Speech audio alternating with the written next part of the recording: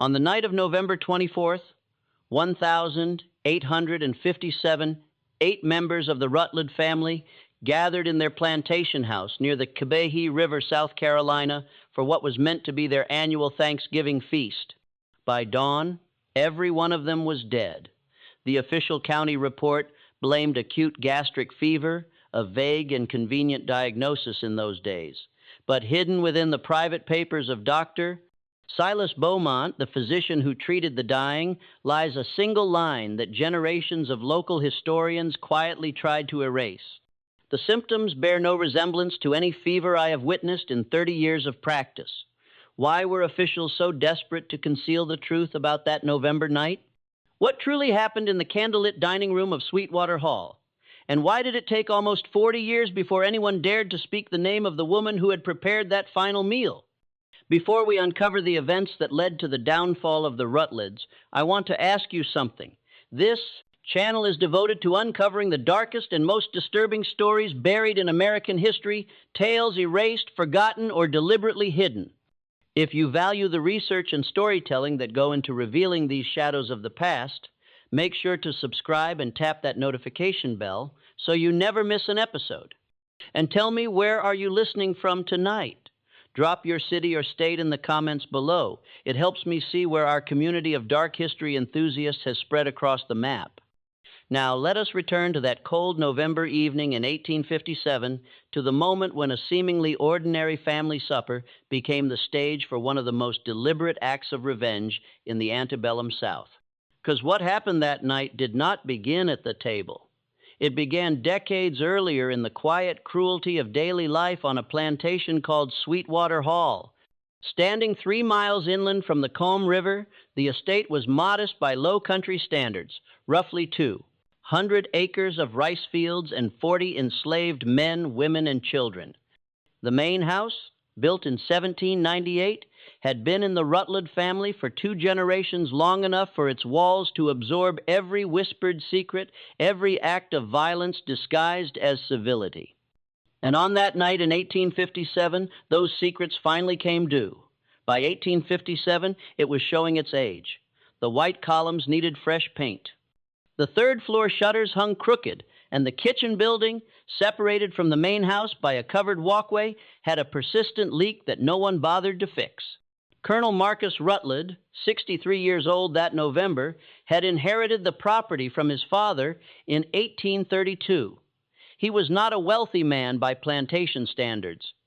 The rice crop had been mediocre for 3 consecutive years, and he had been forced to sell off parcels of land to settle debts. His wife, Constance, 58, came from Charleston society and had never quite forgiven him for bringing her to what she called the Mosquito Kingdom. Therefore, adult children had all remained nearby, unable or unwilling to establish themselves elsewhere. The eldest son, Marcus Jr., 36, had failed at law school and returned home to manage the plantation with notable incompetence. His wife, Rebecca, 32, spent most of her time writing letters to relatives in Charleston, complaining about the isolation. The second son, Thomas, 33, had a gambling problem that kept him perpetually in debt to his father. The daughter, Elizabeth, 29, had been engaged twice but never married and had developed a reputation for a sharp tongue and a sharper temper. The youngest son, William, 26, had studied medicine for 1 year before returning home, claiming the sight of blood made him ill. They were not a happy family. They were not even a particularly functional family. What held them together was not love, but habit, obligation, and the simple fact that none of them had anywhere else to go. In the kitchen building, separated from this dysfunction by a distance of 40 feet and a gulf of circumstance far wider, worked a woman named Patience. She was 38 years old in 1857, though she looked older. Plantation records listed her as house property valued at $700 in the estate inventory of $1,849. She had been born at Sweetwater Hall. Her mother, whose name appears in the records only as Old Bess, had worked in the same kitchen until her death in 1846. Patience had learned to cook at her mother's side, starting when she was 6 years old. By 1857, Patience had been preparing the Rutledge family's meals for over 30 years. She knew precisely how Colonel Rutledge liked his coffee, how Rebecca would send back any dish with too much pepper, how Thomas would eat anything if he was drunk enough, which was most evenings. She knew the family's routines, their preferences, their secrets, and their weaknesses better than they knew them themselves. What she also knew, what she had carried with her every single day for 11 years, was that on March 7th, 1846, Marcus Jr. had sold her 10-year-old daughter, Grace, to a cotton broker from Alabama who was passing through the area looking for young house servants. He had done this while his father was in Charleston on business, and he had done it without telling Patience beforehand. She had been preparing dinner when Grace was taken. She had heard her daughter screaming from the front of the house.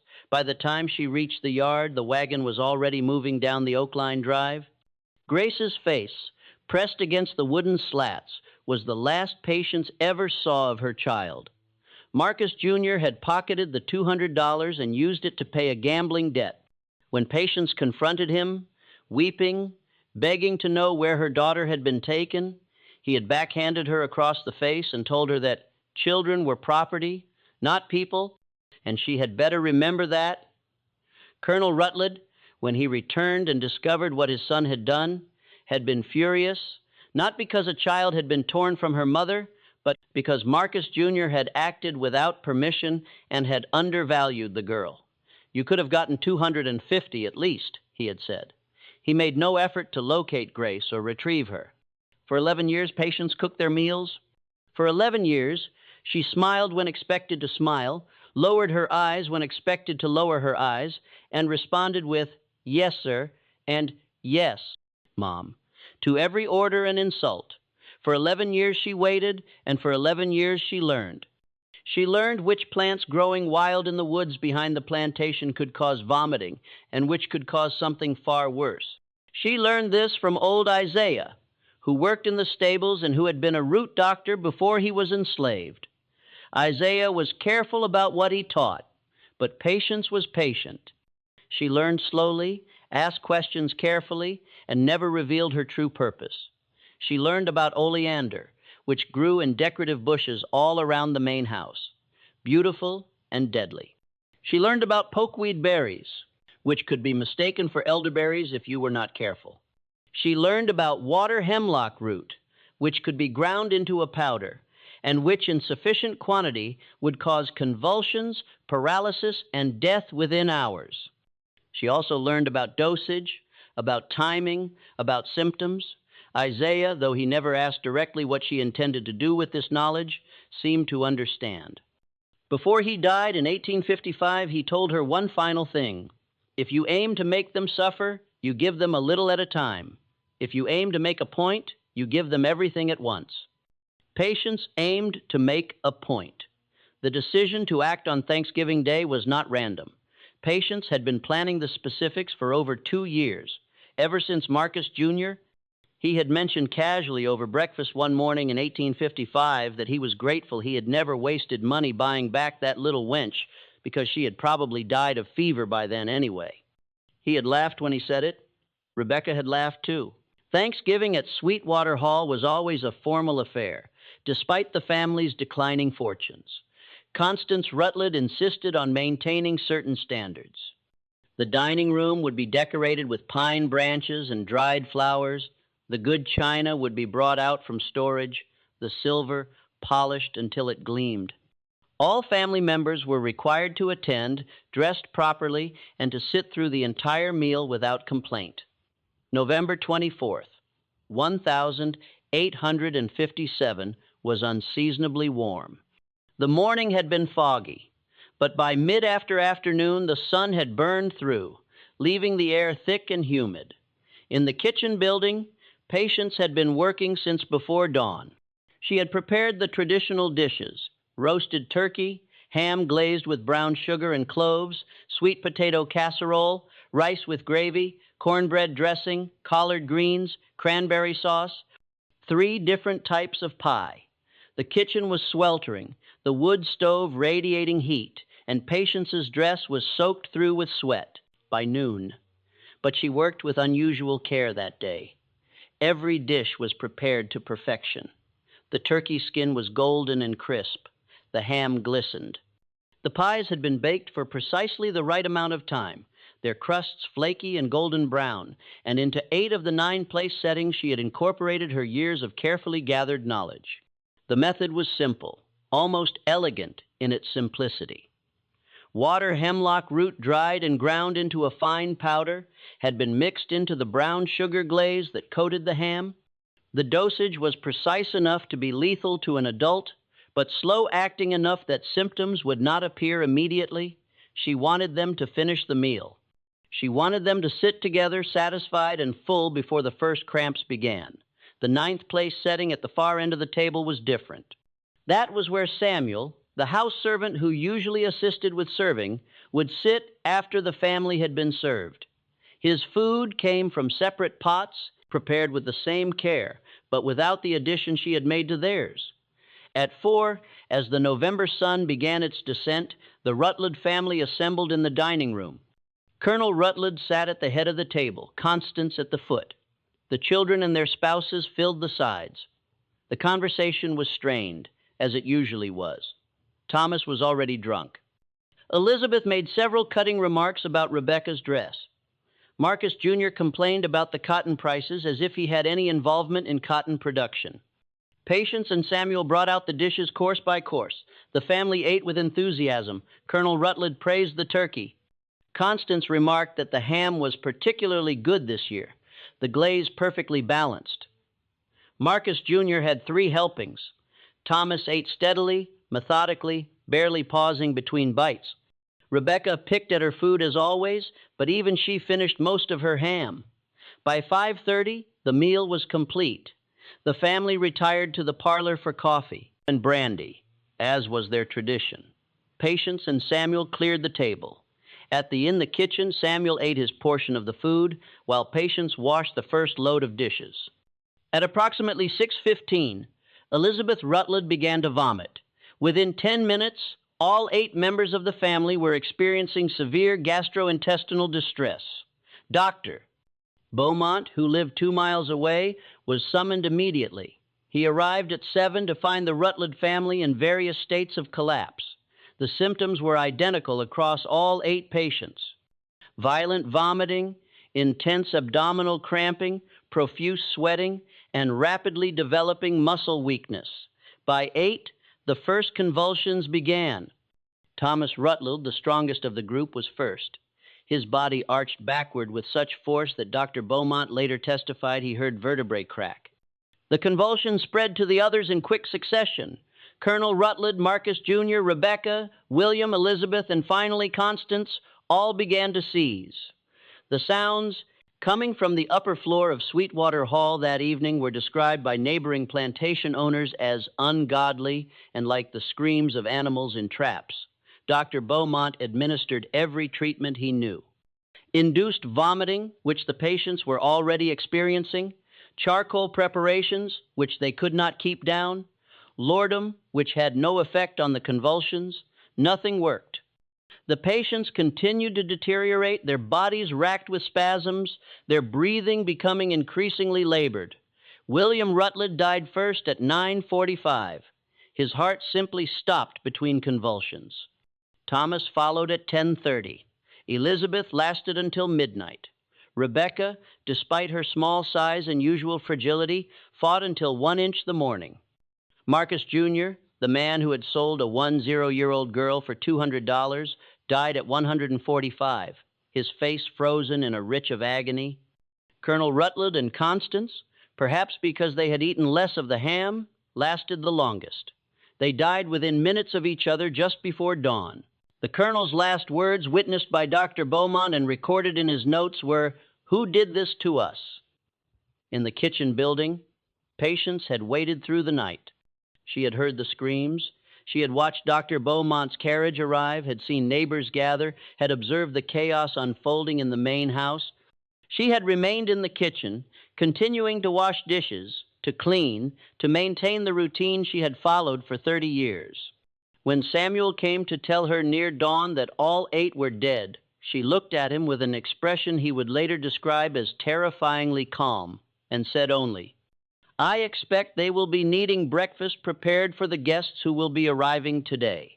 The immediate aftermath of the deaths threw the entire low country into turmoil. 8 members of a plantation family dead within hours of each other was unprecedented. The initial assumption was cholera or some other epidemic disease. Dr. Beaumont, despite his private suspicions, wrote acute gastric fever on the death certificates. To write anything else would have required him to explain what he suspected but could not prove. Within 24 hours, neighbors began arriving to help. The bodies needed to be prepared for burial, the house needed to be managed, and decisions needed to be made about the plantation's future. The Rutledge family had extended relatives in Charleston, but none arrived for nearly 3 days, the time it took for news to reach them. During those 3 days, Patience continued her work. She prepared meals for the visitors, cleaned the house, and went about her duties with the same quiet efficiency she had always shown. Several of the neighbor women later remarked on her composure. She did not shed a single tear, one wrote in her diary. "I thought perhaps the shock had frozen her grief." The funeral took place on November 28th, 4 days after the deaths. All 8 family members were buried in the small cemetery on the plantation grounds, their graves marked with simple stones. Reverend Thomas Mackenzie, who presided over the service, gave a sermon about God's mysterious ways and the importance of accepting divine will. Nearly 200 people attended. Patience stood at the back of the crowd, her face expressionless. The investigation, such as it was, began almost immediately after the funeral. Dr. Beaumont, troubled by what he had witnessed, spoke privately with the county sheriff, Benjamin Hartwell. Sheriff Hartwell, a practical man with little patience for medical mysteries, was inclined to accept the fever diagnosis and close the matter. But Beaumont was insistent. "I have treated hundreds of fever cases," he told the sheriff. This was not fever. The symptoms were consistent with poisoning, specifically with some form of plant toxin, the convulsions, the rapidity of onset, the fact that all 8 were affected identically. All of this points to deliberate introduction of poison into food or drink. Sheriff Hartwell understood the implications immediately. If the Rutledge family had been poisoned, the most likely suspect was obvious. Patience had prepared the meal. She was enslaved. And under South Carolina law at that time, an enslaved person who murdered a white person was subject to execution, usually by hanging, sometimes by burning, but there were complications. First, there was no physical evidence. The food had been mostly consumed or thrown away. The few samples that remained showed nothing unusual under visual inspection, and there were no chemical tests available in that time and place that could detect plant toxins. Second, there were no witnesses to any suspicious activity. Samuel, who had worked alongside Patience that day, testified that she had prepared the meal exactly as she always did, using ingredients from the plantation's own stores. Third, and perhaps most importantly, there was the matter of motive and opportunity. If Patience had wanted to poison the family, she could have done so at any time over the past 30 years. Why now? Why on Thanksgiving? And why would she have remained at the plantation afterward rather than fleeing? Sheriff Hartwell questioned Patience on December 1st in the dining room of Sweetwater Hall with Dr. Beaumont and 2 other witnesses present. The interview was recorded in the sheriff's official notes, and those notes survive in the Colleton County archives. "Did you prepare the Thanksgiving meal served on November 24th? Hartwell asked. "Yes, sir," Patience replied. "Did you prepare it the same way you always prepare such meals?" "Yes, sir." "Did you add anything unusual to the food?" "No, sir." "Did you have any reason to wish harm to the Rutledge family?" Patience hesitated for a long moment before answering.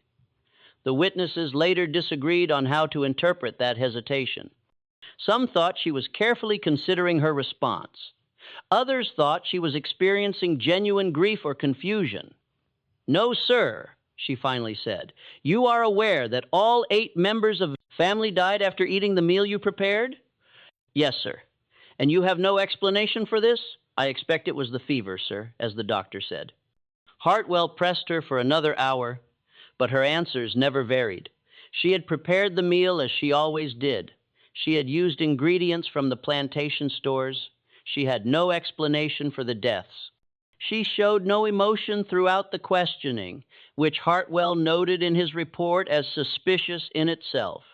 But without evidence, without witnesses, and without a confession, there was nothing he could charge her with. The law required proof, even when the accused was enslaved. Suspicion was not enough. The Charleston relatives, who eventually arrived to settle the estate, faced a difficult decision. Patience was valuable property worth at least $600, but she was also potentially dangerous. If she had poisoned the Rutledge family, what was to stop her from poisoning whoever purchased her next? The compromise solution was to sell her, quickly and quietly, without mentioning the circumstances of the Rutledge deaths. In January of 1858, she was sold to a merchant named Edward Fletcher, who operated a dry goods store in Charleston and needed household help. The sale price was $400, a significant discount that raised no questions because it was explained as a quick estate settlement. Patience left Sweetwater Hall on January 15th, 1858. She had lived there for 38 years, she never returned, and she never saw Grace again. Edward Fletcher's household in Charleston was small. Fletcher himself, his wife Margaret, and their two young daughters, ages 8 and 6, they lived above the store on Meeting Street in a modest apartment that was nevertheless far more comfortable than the quarters Patience had occupied at Sweetwater Hall. Fletcher was a nervous man, thin and pale, with a persistent cough that his wife attributed to the dampness of Charleston's climate. He had bought Patience despite his wife's objections because he needed help in the store and could not afford to hire free labor. Margaret Fletcher made her unhappiness with the arrangement clear from the start. "I know what happened at that plantation," Margaret told her husband with Impatience's hearing on the first day. "Everyone knows, and you brought her into our home where our children sleep." The sheriff found no evidence. Fletcher replied weakly, "It was fever. The doctor said so." But Margaret's fears were not irrational, because by 1858, rumors about the Thanksgiving deaths had spread throughout the Charleston social circles. The story had evolved with each retelling. Some versions claimed that Patience had confessed before fleeing. Others insisted that physical evidence had been found but suppressed. A few even suggested that Patience had practiced African witchcraft and cursed the food, though these versions were considered less credible than the poisoning theory. The truth was that no one knew for certain what had happened at Sweetwater Hall, but everyone had an opinion. And in a society built on the forced labor of enslaved people, the possibility that one of them had successfully murdered 8 members of a plantation family was deeply, fundamentally threatening. Patience's life in the Fletcher household was carefully monitored. Margaret insisted that Patience never be left alone with food preparation. All meals were either prepared by Margaret herself or prepared by Patience under Margaret's direct supervision. Patience was not allowed near the family's sleeping quarters unsupervised. She was given a locked room in the back of the store and was required to remain there after the store closed each evening. For 6 months, nothing unusual occurred. Patience performed her duties with the same quiet efficiency she had always shown. She was polite, deferential, and gave no cause for complaint beyond Margaret's persistent anxiety. Fletcher's business actually improved slightly during this period, as Patience proved to be better at managing inventory than he had been. Then, in July of 1858, Edward Fletcher became ill. The illness began with stomach cramps and nausea, similar to, but less severe than what the Rutledge family had experienced. Fletcher's family physician, Dr. Raymond Clan, diagnosed it as acute diphtheria and prescribed a bland diet and abstinence from alcohol. Fletcher improved within a few days. 2 weeks later, the symptoms returned more severe this time. Fletcher was bedridden for 4 days. Dr. Cland, growing concerned, began asking more detailed questions about Fletcher's diet and daily routine. When he learned that Patience had been purchased from the Rutledge estate, his concern deepened into alarm. "That woman needs to be removed from your household immediately," Cortland told Fletcher and Margaret in early August. I do not care what the sheriff said or what the official cause of death was. The timing and nature of your illness is too similar to be coincidental. Fletcher, however, was in a difficult position. He had paid $400 for Patience. He could not simply dismiss her without selling her first. And selling her would mean either taking a significant financial loss or lying to the buyer about her background. He needed time to find a solution. The solution, when it came, was not what anyone expected. On August 17th, 1858, a woman appeared at Fletcher's store, asking to speak with Patience.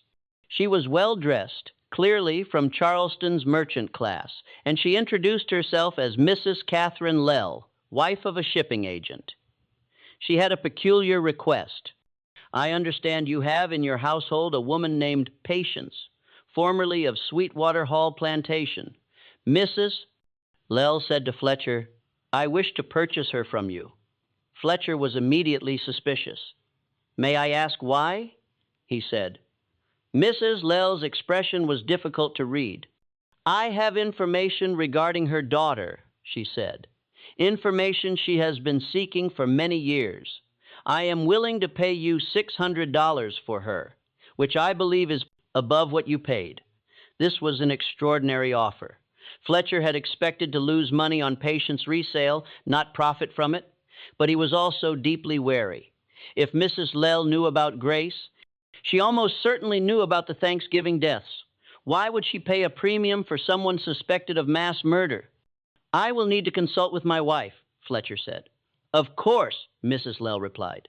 I will return tomorrow at the same time, but please understand, Mr. Fletcher, this offer will not remain open indefinitely. I am prepared to complete the transaction immediately if you agree. That evening, the Fletchers debated the offer. Margaret wanted to accept immediately, both for the profit and to remove Patience from their home. Edward was torn between financial sense and a growing curiosity about Mrs. Lell's true motives. In the end, greed and fear combined to produce a decision. The next day, when Mrs. Lell returned, Fletcher agreed to the sale. The paperwork was completed within an hour. Patience, who had not been consulted about any of this, was informed that she had been sold again and would be leaving with Mrs. Lell immediately. As they walked away from Fletcher's store, Mrs. Lell spoke for the first time directly to Patience. I imagine you have questions, she said. Patience, after 11 years of containing every emotion, every thought, every flicker of hope or rage, allowed herself one question. Do you know where Grace is? Mrs. Lell stopped walking and turned to face her. I do, she said, and I will tell you. But first there is something you need to understand about who I am and why I have done this. Catherine Lell was not who she claimed to be. Her real name was Catherine Brennan, and she was not the wife of a shipping agent. She was a widow whose husband, a Methodist minister named Thomas Brennan, had died of yellow fever in 1856. Since his death, she had dedicated herself to a cause that was both dangerous and illegal in South Carolina. She was an abolitionist, not merely an abolitionist in sympathy, which many Charleston residents were privately, but an active participant in the network of people who helped enslaved individuals escape to freedom in the North. She was, in modern terms, a conductor on the Underground Railroad, though that term was not widely used at the time in South Carolina. Mrs. Lell's work was funded by Northern abolition societies and carried out with extreme caution. South Carolina had some of the harshest laws in the nation regarding abolition activities. Anyone caught assisting enslaved people in escaping could be imprisoned, fined enormous sums, or even executed depending on the circumstances. The social consequences were equally severe. Exposure would mean complete ostracism from Charleston society. She had learned about Patience's story through the abolitionist network. News of the Thanksgiving deaths had traveled through back channels, whispered in the quarters of enslaved people across the low country passed along, to those who might use such information. To many enslaved people, Patience had become a figure of dark legend, the woman who had supposedly killed 8 white people and walked away free.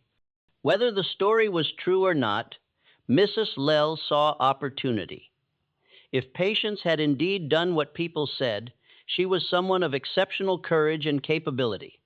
And more importantly, she was someone who had every reason to hate the system that had enslaved her and stolen her child. I need you to understand something, Mrs. Lell told patients as they walked through Charleston streets toward a boarding house on the city's outskirts. Everything I am about to tell you could get both of us killed if the wrong people learn of it, but I believe you can be trusted. I believe you have already demonstrated that you can keep secrets. Over the next 3 hours, in a locked room at the boarding house, Mrs. Lell explained the network. She was part of the routes used to move people north, the safe houses, the contacts, the methods of communication. She explained that she had been doing this work for 2 years and had successfully helped 19 people reach freedom in Pennsylvania and New York. And then she explained why she had sought out patients specifically. I need someone who can work in a plantation household, Mrs. Lell said. Someone who will not draw suspicion. Someone who can identify which enslaved people are ready to escape and can be trusted. Someone who can communicate information to me about plantation routines, security, the movement of overseers and masters. You have skills that are valuable to this work, but more than that, I believe you have motivation. Patients listened without speaking. When Mrs. Lell finished, she asked the question that had been burning in her mind since they left Fletcher's store. Where is Grace? Mrs. Lell's expression softened slightly. She is in Montgomery, Alabama. She was sold twice after leaving South Carolina. The first sale was to a cotton plantation outside, Mobile, where she worked for 4 years. The second sale was to a merchant family in Montgomery, where she currently works as a house servant. She is alive. According to our contacts, she is in reasonably good health. Can you get her out? Potentially, but the logistics are extremely difficult. Alabama is much further from the north than South Carolina. The routes are longer, the risks greater. It would require significant resources and careful planning. Patients absorbed this information silently. Then she asked, "What do you want from me?" "I want you to go back into plantation work." Mrs. Lell said, "I can place you in a household where you will have access to information we need. In exchange, I will work toward bringing Grace to freedom. I cannot promise it will happen quickly. I cannot promise it will happen at all. But I can promise that I will try and that I have resources you do not. And if I refuse, then I will help you reach the North yourself if you wish. You have already paid a terrible price for your freedom. Though you are not legally free, you deserve to live without fear. But I am asking you to do something more. I am asking you to use what you have learned, what you have suffered to help others." Patients considered this for a long moment. Outside the boarding house window, Charleston continued its daily business, oblivious to the conversation taking place in the locked room. Finally, she spoke. "I need to know one thing," she said. "The people you help escape, what happens to them? Do they truly reach freedom?" Mrs. Lell met her eyes directly. "Most of them do. Some are recaptured. The risk is real. But those who make it to Pennsylvania or New York, they are free. They can work, marry, have families, live as human beings rather than property. It is not paradise. The North has its own prejudices, its own cruelties, but it is better than this." "Then I will do what you ask," Patience said, "on one condition. When Grace reaches freedom, I want to see her. I do not care how long it takes. I do not care what I must do in the meantime. But when she is safe, I want to see my daughter again. I will do everything in my power to make that happen," Mrs. Lell said. They shook hands. In that moment, Patience committed herself to a path that would define the remaining years of her life. She would return to the world of plantation houses and forced servitude. But this time she would be there by choice, not by law. And this time she would be working not just for herself, but for others who shared her suffering. Over the next 3 weeks, Mrs. Lell arranged Patience's placement at a plantation called Riverside, located 40 miles inland from Charleston along the Santee River. The plantation was owned by a man named Jonathan Hargrove, who had recently lost his cook to pneumonia and was looking for a replacement. Mrs. Lell, using her connections in Charleston Merchant Society, recommended Patience, carefully omitting her connection to Sweetwater Hall. Patience arrived at Riverside in mid-September of 1858. The plantation was larger than Sweetwater Hall, with over 400 acres and 60 enslaved workers. Harrove was a shrewd businessman who prided himself on running an efficient operation. His oversight was thorough but not sadistic. He was, by the standards of the time and place, considered a relatively humane master, which meant he did not regularly beat people to death and provided adequate food and shelter. Within weeks, Patience had established herself as an excellent cook and a reliable worker. She learned the routines of the household, the habits of the overseer, the patterns of who came and went and when. She identified which of the enslaved workers might be ready to attempt escape and which could be trusted with sensitive information. And slowly, carefully, she began to pass information to Mrs. Lowell through a network of contacts: a Laris who made weekly trips to Charleston, a free black man who delivered supplies to the plantation, a white merchant who was secretly sympathetic to abolition. The information was simple but valuable. When Harrove would be away on business, when the overseer was distracted with other matters, which routes through the swamp were passable, at which times of year, where dogs were kept, and how they could be avoided. Over the following months, 3 people escaped from Riverside Plantation using information Patience had provided. All 3 reached Pennsylvania safely. Mrs. Lell sent word of their success through the network, and with that word came a message for Patience. Your daughter is being moved to a safe location in preparation for her journey north. Remain patient. But Patience, the virtue for which she had been named, was becoming increasingly difficult to maintain. Every day in the Harrove household reminded her of what she had lost. Every time she prepared a meal, she thought of the Thanksgiving dinner at Sweetwater Hall. Every time she saw Hargrove's young daughter, she thought of Grace at 10, years old, torn away from her mother. The rage that she had channeled into planning and executing the poisoning of 8 people had not dissipated. It had merely been redirected. And as weeks turned into months with no word of Grace's successful escape, that rage began to burn hotter. In March of 1859, 16 months after the Thanksgiving deaths, Patience received a message from Mrs. Lell that would test her self-control more severely than anything since Grace had been taken. The message was brief. Grace's escape attempt failed. She has been recaptured and sold to a plantation outside Selma. We do not currently have contacts in that area. Efforts to establish a route are ongoing. Do not lose hope. When Patience read those words, standing in the kitchen building at Riverside on a warm March afternoon, something inside her went cold and still. She had waited 11 years for revenge on the Rutledge family. She had waited another 16 months for her daughter's freedom, and now she was being told to wait longer. That night, Jonathan Harrove's evening meal included a dish that Patience had not prepared in over a year: ham with brown sugar glaze. Jonathan Harrove became violently ill approximately 2 hours after finishing dinner on March 12, 1859. The symptoms were familiar to anyone who had read Dr. Beaumont's notes from Sweetwater Hall: severe vomiting, intense abdominal cramping, profuse sweating, muscle weakness, and eventually convulsions. But unlike the Rutledge family, Harrove survived. There were 2 reasons for this. First, Patience had given him a smaller dose than she had used at Sweetwater Hall, either deliberately or because her hand shook when she added the powder to his food. Second, Hargrove's household included a physician's widow, Mrs. Ann Pritchard, his mother-in-law, who was visiting from Charleston. Mrs. Pritchard had seen her husband treat dozens of poisoning cases during his career, and she recognized the symptoms immediately. She forced Harrove to drink massive quantities of water mixed with ash from the fireplace, inducing vomiting beyond what the poison had already caused. She kept him conscious through willpower and repeated applications of cold water to his face and chest, and she sent for a physician immediately, not waiting to see if the symptoms would resolve on their own.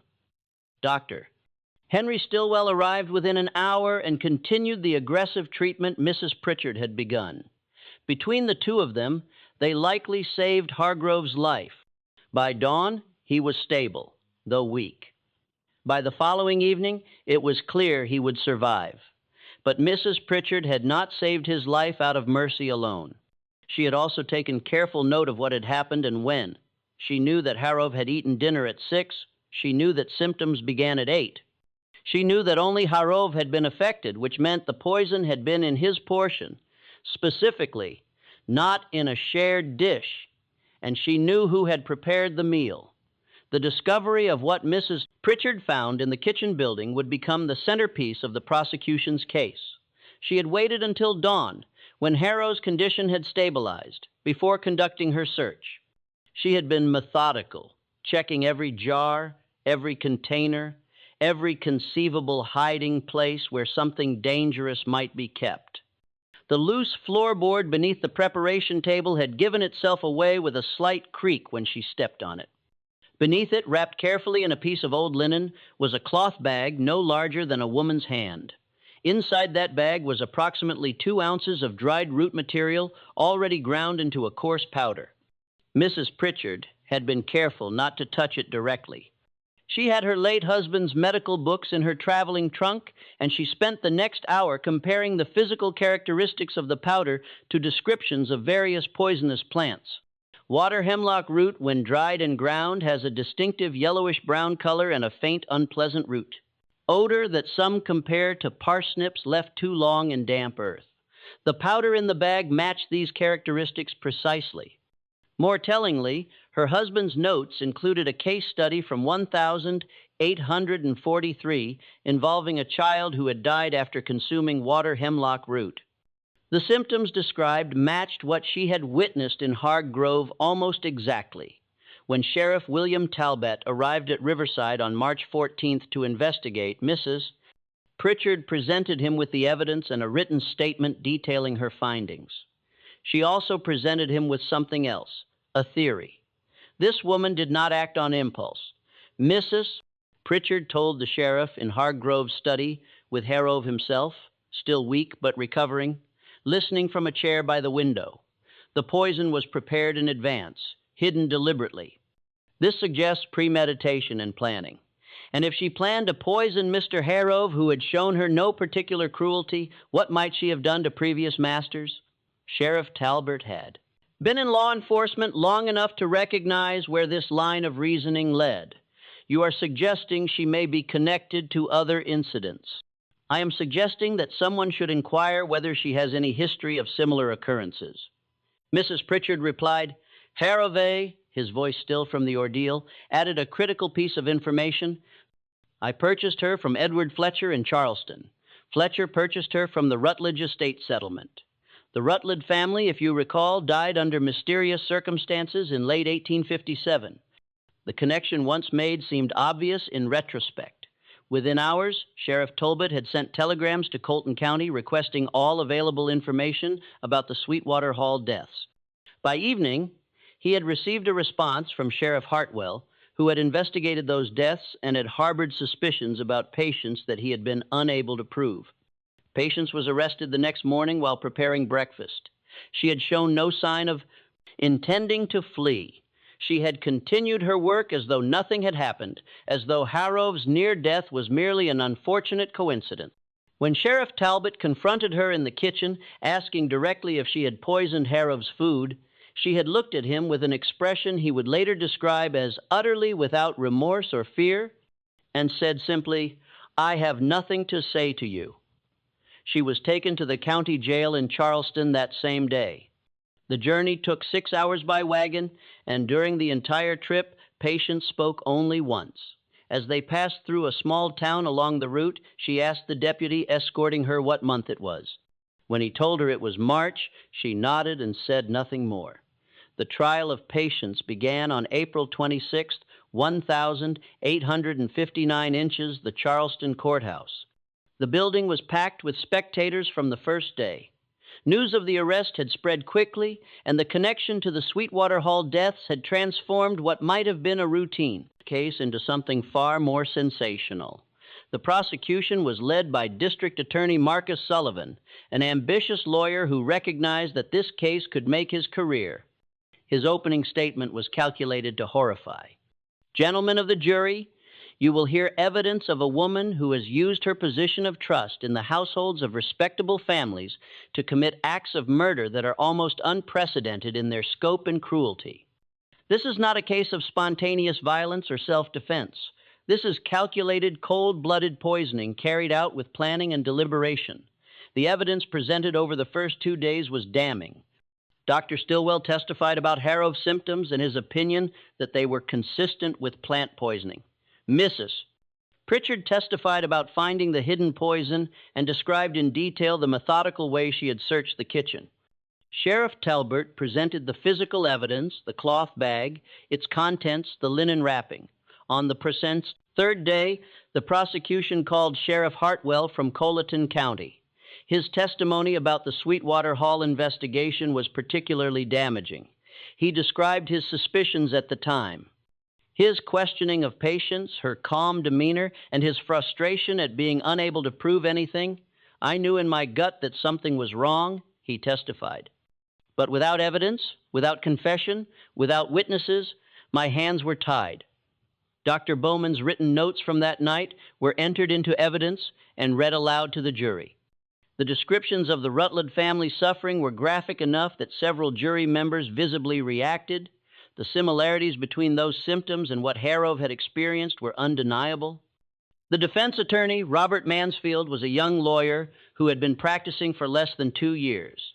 He had been appointed by the court because Patience, as enslaved property, could not hire her own counsel and had no one willing to pay for her defense. Mansfield was in an impossible position. The evidence was overwhelming. The public sentiment was against his client, and he had almost no resources to mount an effective defense. His strategy, such as it was, focused on raising doubt about the connection between the two incidents. He argued that the Sweetwater Hall deaths had been officially attributed to gastric fever, not poisoning. He pointed out that no physical evidence had been found at Sweetwater Hall connecting Patience to any wrongdoing. He suggested that the poison found at Riverside might have been planted by someone else, though he could not offer a plausible theory as to who or why. His cross-examination of Mrs. Pritchard was particularly weak. "Is it not possible," he asked, "that the powder you found could have been there for innocent purposes, perhaps for controlling rodents?" Mrs. Pritchard's response was devastating. "I am familiar with the substances commonly used for rodent control, Mr. Mansfield. They are typically arsenic-based compounds that would present quite differently from what I found. Moreover, water hemlock root is not an effective rodenticide. Its primary characteristic is that it is lethal to humans and livestock. There is no innocent explanation for its presence in that kitchen." The jury deliberated for less than an hour before returning a guilty verdict on the charge of attempted murder of Jonathan Hargrove. Then came the moment that transformed the trial from a straightforward criminal case into something that would be discussed in legal circles for decades afterward. During the sentencing phase, before Judge Abraham Townsend could pronounce sentence, Mrs. Pritchard stood and addressed the court. "Your Honor, before sentence is passed, I believe this court and this jury should be aware of the full scope of this woman's crimes. Based on the evidence presented and my own investigation, I am convinced that she is also responsible for the deaths of 8 members of the Rutledge family on November 24th, 1857. The courtroom erupted. Judge Townsend gave for order repeatedly before finally threatening to clear the room. When silence was restored, he addressed Mrs. Pritchard directly. "Mrs. Pritchard, this is highly irregular. The defendant has been tried and convicted on charges relating to your son-in-law. The Sweetwater Hall matter is a separate incident that has never been prosecuted. With respect, Your Honor, I believe justice demands that we acknowledge the full pattern of this woman's behavior. If she is to be sentenced, the sentence should reflect not just one attempted murder, but multiple successful ones." Judge Townsend was silent for a long moment, considering the implications. Then he made a decision that would be controversial, even by the standards of 1,859 Southern justice. "The court will recess for 1 week. During that time, the prosecution will prepare additional charges relating to the deaths at Sweetwater Hall. The defendant will be held pending this additional proceeding. The second phase of the trial began on May 4th, 1859. This time, the charge was murder, 8 counts. The evidence was entirely circumstantial. The prosecution could not produce the poisoned food, could not produce witnesses to the act of poisoning, could not even definitively prove that poisoning had occurred at Sweetwater Hall, since the official cause of death had been listed as fever. What they could prove was opportunity, means, and motive. Patience had prepared the meal. She had access to the means as demonstrated by what was found at Riverside, and the motive, they argued, was the sale of her daughter, Grace, 11 years earlier. This was where Marcus Sullivan made his most powerful argument. He called to the stand a merchant named David Lawson, who had been present at Sweetwater Hall on the day Grace was sold. Lawson testified that he had witnessed the transaction and had seen Patience's reaction when she realized what was happening. "I have never forgotten it," Lawson said quietly. The sound she made was not quite human. It was the sound of something breaking that could never be repaired. And the look on her face, I have seen wounded animals with more hope in their eyes. Sullivan turned to the jury. "Gentlemen, we have established motive. A mother's love twisted into a mother's hatred by an unbearable loss. We have established opportunity. She prepared every meal that family ate for 3 decades, and we have established means. She possessed the knowledge and the material to commit these murders. The only question before you is whether she actually did so. Mansfield's defense in this second phase was even weaker than in the first. He had no alternative explanation for the deaths. He could only argue that suspicion was not proof, that circumstantial evidence was not sufficient for a conviction of this magnitude. The jury in the second trial deliberated for 90 minutes before returning guilty verdicts on all 8 counts of murder. On May 8th, 1859, Judge Townsend sentenced Patience to death by hanging. Under South Carolina law, the sentence would be carried out within 30 days. There would be no appeal. During the 3 weeks between sentencing and execution, Patience was held in a cell in the Charleston jail's condemned section. The cell was small, perhaps 8 feet by 10 feet, with a single barred window high on one wall that let in a narrow shaft of sunlight during the morning hours. She was given a straw mattress, 1 blanket, and access to a Bible that she could not read. She was allowed no visitors except the court-appointed chaplain, a Methodist minister named Reverend James Carlson, who came twice a week to pray with her and encourage her to confess her sins before meeting her Maker.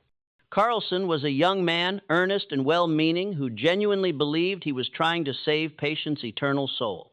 Their conversations, recorded in Carlson's private journal, reveal a woman who remained defiant to the end. When he asked her if she wished to confess to the murders, she told him, "I have nothing to confess. Confession requires regret, and I have none." When he pressed her, asking if she felt no remorse for taking human lives, she replied, "Those people were not human in the eyes of the law. I was not human in the eyes of the law. Tell me, Reverend, can an animal murder, or does murder require that both the killer and the killed be recognized as human beings?" Carlson found this response deeply troubling. He wrote in his journal, "She speaks with a clarity and intelligence that makes her crimes all the more horrifying. She is not mad, she is not confused. She knew exactly what she was doing, and she believes it was justified." How does one minister to such a soul? On his final visit 3 days before the execution, Carlson asked Patience if she had any final words she wished to have recorded, any message for those who would remember her. She gave him only one message, which he wrote down word for word. "Tell my daughter Grace that I never stopped looking for her. Tell her that everything I did because I loved her. Tell her that she should be free." Carlson asked her if she knew where Grace was. Patience shook her head. "I do not know if she is alive or dead. I do not know if she remembers me. But if she lives, and if she ever learns what happened to me, I want her to know that I loved her more than my own life." That message, written on a single sheet of paper in Carlson's careful handwriting, was placed in his personal papers. It would not be discovered until 1932 when his grandson donated those papers to the Charleston Historical Society. By then, if Grace had survived, she would have been 96 years old. The final days before the execution were marked by unusual activity in Charleston's abolitionist circles, though this would not become clear until years later. A woman matching Catherine Lell's description was seen multiple times near the jail, though she never attempted to visit patients directly. Money changed hands in back rooms and quiet corners. Messages were sent north by means that deliberately left no paper trail. On the morning of June 1st, 1,859, Patience was led from her cell at 9. She had been given a simple gray dress to wear, newer and cleaner than anything she had owned in life. Her hands were bound behind her back, and a hood was prepared to place over her head once she reached the scaffold. The execution was to take place in the courtyard behind the jail, as was customary. A platform had been constructed specifically for this purpose, with 13 steps leading up to the scaffold, a symbolic number that Patience likely did not notice or care about. The noose had been tested the previous evening with weights to ensure it would function properly. A crowd of approximately 300 people had gathered. Public executions were still common entertainment in 1859, though attitudes were beginning to shift. In the crowd were plantation owners and their wives, merchants, laborers, sailors, and a handful of free black residents who had come for reasons of their own. Some were there out of morbid curiosity. Others came because they believed justice was being served. A few came for reasons they could not have articulated, drawn by the spectacle of a woman being executed for refusing to accept her enslavement. As Patience was led across the courtyard, she walked steadily without stumbling or requiring assistance. Her face was composed, though observers would later disagree about what emotion, if any, showed in her expression. Some said she looked resigned, others said she looked peaceful. A few swore they saw something that looked like triumph. When she reached the scaffold, the executioner, a man named Thomas Grievous, who had been performing this function for the county for 7 years, guided her up the steps. At the top, he positioned her over the trapdoor and placed the noose around her neck, adjusting it carefully to ensure a quick death. This was considered humane, the minimum courtesy extended even to condemned criminals. Judge Townsend, who had attended the execution, as was his custom, asked the required question, "Do you have any final words?" Patience spoke clearly enough that people in the front rows of the crowd could hear her, though those further back had to rely on second-hand accounts of what she said. "I have nothing to confess because I have done nothing wrong. Everything I did was in service of love and freedom. I regret only that I did not do more." Then she added one final sentence that many in the crowd found incomprehensible at the time, but which would be debated for years afterward. "The seeds have been planted. Others will harvest what I could not." The hood was placed over her head. Reverend Carlson recited a brief prayer. At 9:37 inches the morning, Thomas Grievous released the lever and the trap door opened. The official record states that death was instantaneous. Patience's body dropped approximately 5 feet, and her neck broke cleanly. The prison physician who examined the body afterward confirmed that she had died immediately upon the drop. This was recorded as a successful execution carried out according to proper procedure. Her body was buried that same afternoon in the Porpoise section of the prison cemetery in an unmarked grave. Under the law at that time, executed criminals were not entitled to marked graves or proper Christian burial in consecrated ground, though Reverend Carlson insisted on reading a brief service over the gravesite, despite the objections of some witnesses. The story should have ended there, with Patience dead and buried, her crimes punished, justice served according to the standards of her time and place.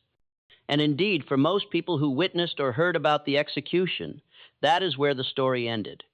But there are threads that extend beyond that June morning, threads that suggest the story is more complex than it appears. First, there is the matter of the plant, material found in Patience's quarters at Riverside. The prosecution claimed it was water hemlock root, and that claim was never effectively challenged in court. But Dr.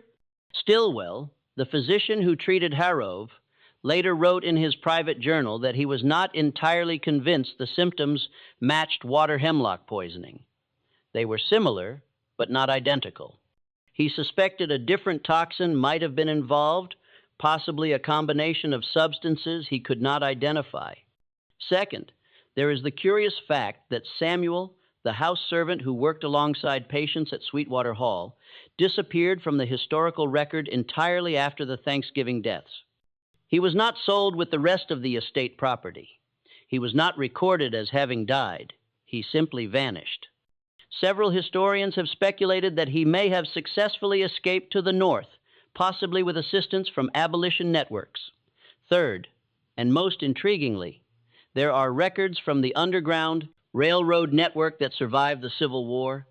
These records, scattered across various archives in Pennsylvania and New York, include references to a woman named Grace, who reached Philadelphia in June of 1859, just weeks after Patient's execution. The timing is exact enough to suggest that Grace's escape may have been deliberately coordinated to occur after her mother's death, when authorities would be less likely to connect them. The woman identified as Grace in these records went by the name Grace Freeman. She settled in Philadelphia's growing free black community and worked as a seamstress. In 1864, she married a blacksmith named Thomas Warner. They had 3 children. Grace lived until 1908, dying at the age of 72. In her obituary, published in a Philadelphia newspaper, there is a single line that has fascinated historians: Mrs. Warner often spoke of her mother, who she described as a woman of remarkable strength and determination, who had sacrificed everything for her daughter's freedom. Whether Grace Freeman was the same Grace who was sold away from Sweetwater Hall in 1846 is impossible to prove definitively. The circumstantial evidence is compelling but not conclusive. What is certain is that someone made sure Grace's story did not die with Patience. Catherine Lell continued her work with the Underground Railroad until 1863, when Union forces occupied much of South Carolina and her services were no longer needed. She survived the Civil War and spent her final years in Boston, where she died in 1879. In her papers donated to the Massachusetts Historical Society, there is a journal entry dated June 15, 1859. It reads, "Today I received word that the package was delivered safely to Philadelphia. The cost was higher than anticipated, but some prices are worth paying.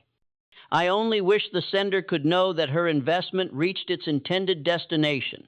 Sweetwater Hall itself fell into ruin during the Civil War. The plantation was burned by Union troops in 1865. The land was never rebuilt. Today, nothing remains of the main house except the foundation stones overgrown with kudzu and forgotten by time.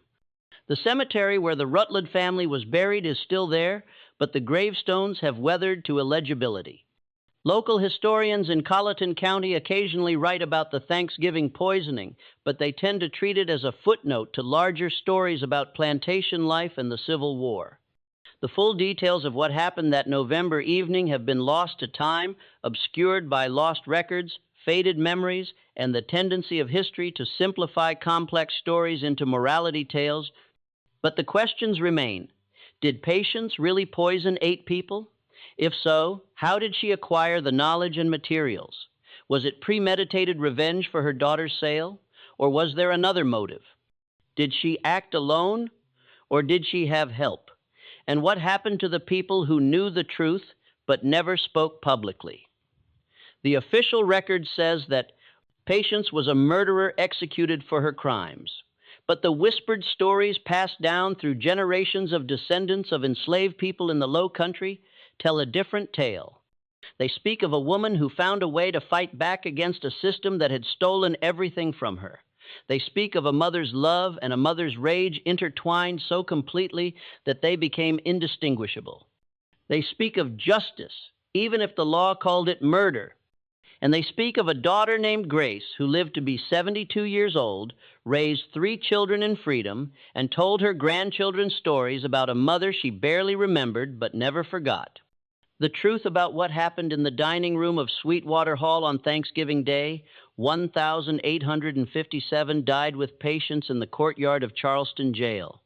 But the reverberations of that evening continued for decades, touching lives in ways that cannot be fully traced or understood. What we know is this: 8 people died after eating a meal that Patience prepared. Another man became severely ill after eating a meal she prepared. Plant materials capable of causing those symptoms were found in her possession.